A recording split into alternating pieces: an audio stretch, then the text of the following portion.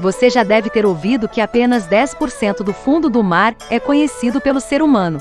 No ano 2000, o órgão americano NOAA determinou que 95% dos oceanos do mundo são inexplorados por falta de equipamento adequado. Isso deixa sem dúvidas um espaço extenso para especulação e muito mistério. Porém, esse fato não impede que pessoas muito corajosas se aventurem a explorar os oceanos. Esse é o Yakisoba Media. No episódio de hoje, vamos adentrar por águas profundas e descobrir o que essas pessoas encontraram. Tenho certeza que a última descoberta vai te impressionar, então fica até o final e não se esqueça de curtir esse vídeo e se inscrever no canal. Quando falamos de cidades no fundo do mar, logo lembramos de Atlântida. Nos contos de Platão, era uma potência naval localizada para lá das colunas de Hércules, que conquistou muitas partes da Europa Ocidental e África. 9.000 anos antes da Era de Solon, e após uma tentativa fracassada de invadir Atenas, Atlântida afundou no oceano. Mas dessa vez, vamos falar de outra cidade perdida. Em primeiro lugar, temos Heracleion, os portões do Egito. Heracleion foi fundada antes de Alexandria, e servia como porta de entrada para todas as embarcações mercantes que entravam no Egito. A cidade já era de conhecimento dos arqueólogos, porém não se fazia ideia de onde se encontrava. Até que o arqueólogo Frank Godil, em conjunto com o Instituto Europeu de Arqueologia Subaquática, encontrou os primeiros traços de Thonis Heracleion. Thonis era um nome dado pelos gregos e Heracleion era um nome egípcio.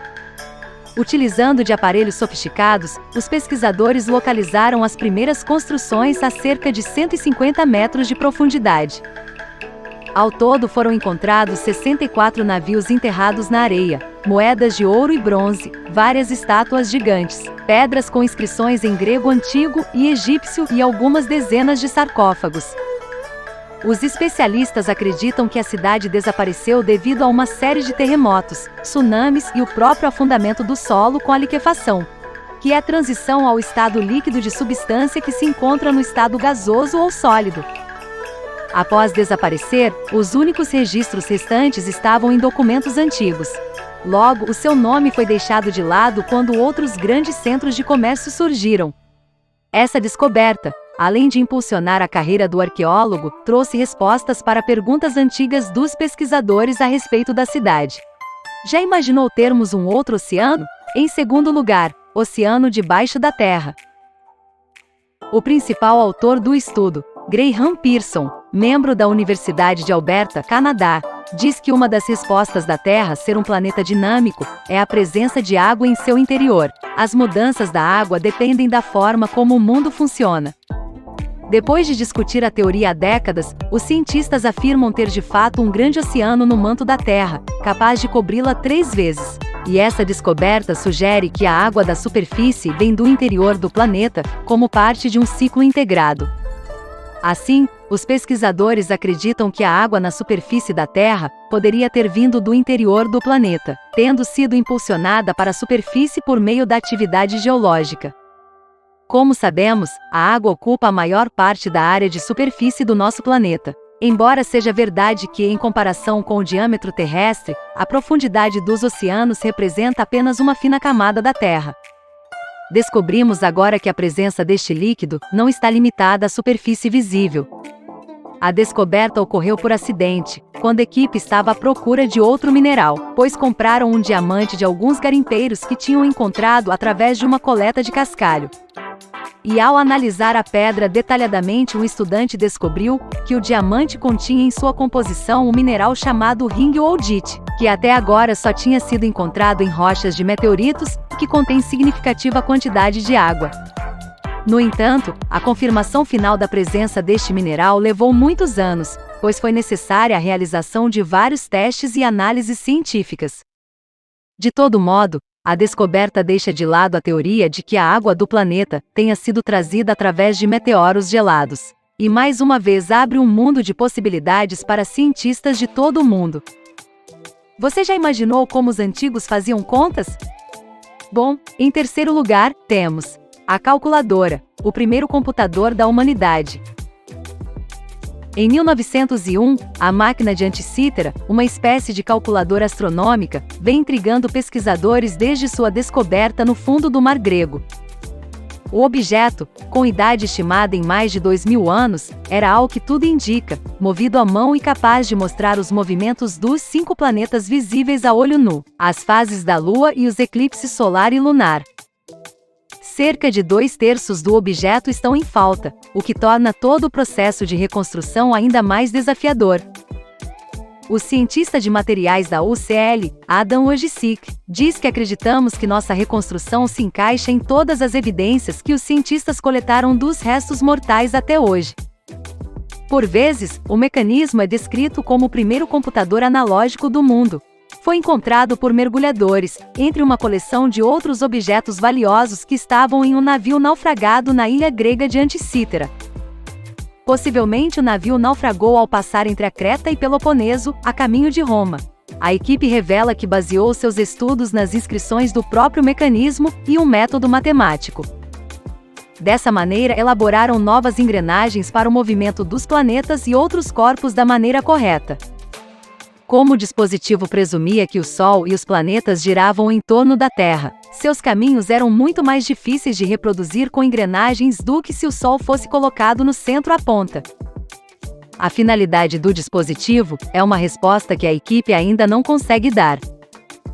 O Wojcik questiona: se eles tinham a tecnologia para fazer a máquina de Anticítera, por que não estenderam essa tecnologia para criar outras máquinas, como relógios, por exemplo? De todo modo, é uma importante descoberta e sem dúvida nos ajuda a entender como os antigos faziam tarefas como calcular distância e tempo de acordo com a posição do Sol. Em quarto lugar, Cidade Perdida de Cuba, tecnologia em arquitetura. Em 2001, uma empresa chamada Advanced Digital Communications descobriu uma cidade subaquática que cobre aproximadamente 2 km² no fundo do oceano na região de Cuba. As estruturas foram encontradas a aproximadamente 750 metros abaixo da superfície, e acredita-se terem cerca de 50.000 anos de idade. Também acredita-se que foram feitas pelo homem. Se for o caso, as tornariam algumas das estruturas mais tecnologicamente avançadas do planeta naquele momento. Tal fato levanta mais uma vez a hipótese de uma ajudinha de seres de outro planeta, pois a tecnologia arquitetônica seria algo surpreendente para aquela época. A missão de exploração, patrocinada pelo governo de Cuba, ainda na época do regime comunista de Fidel Castro, fez com que muitos questionassem se o achado seria uma espécie de Atlântida latino-americana.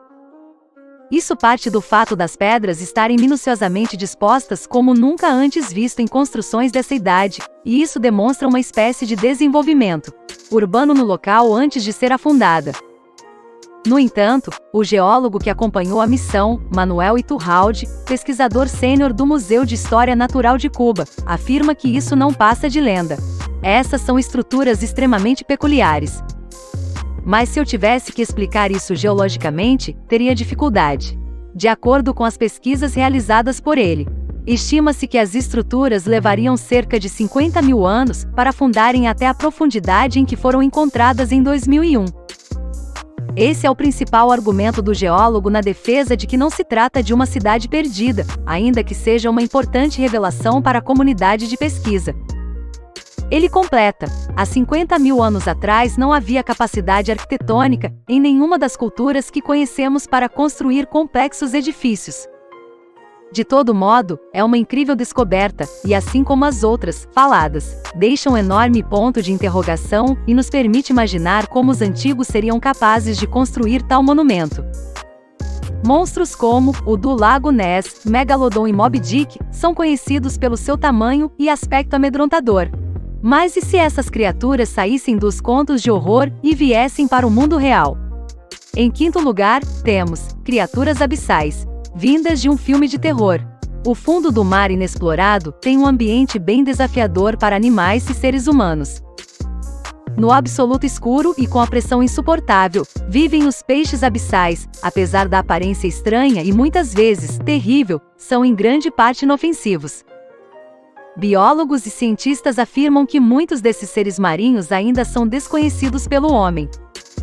Estipula-se que temos conhecimento de apenas 20% das formas de vida dos oceanos. Alguns vivem a cerca de 5.000 metros de profundidade, em fendas e rochedos. Geralmente a aparência das criaturas abissais é atípica. Isso se dá pela adaptação física a que foram submetidas a fim de sobreviver, desenvolvendo um aspecto físico e movimento nunca vistos antes.